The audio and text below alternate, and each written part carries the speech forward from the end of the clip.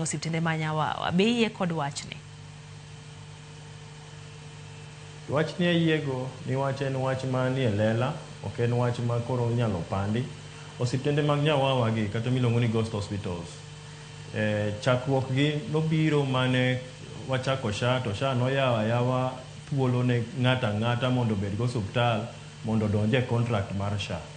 Nwakwero gi kata ndalogo nitie kuonde moko mi wanyalo kwa udhi gi office wanyalo nyiso ji ni nwanyiso SHA ni tiuru gi osiptende mantie NHIF mokwongo kapok umedo moko.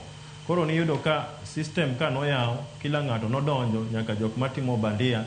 Emomiyo rufa sani kindegi wan kaka telo mochung' ne osiptande 700 wan gi an anti-graft policy.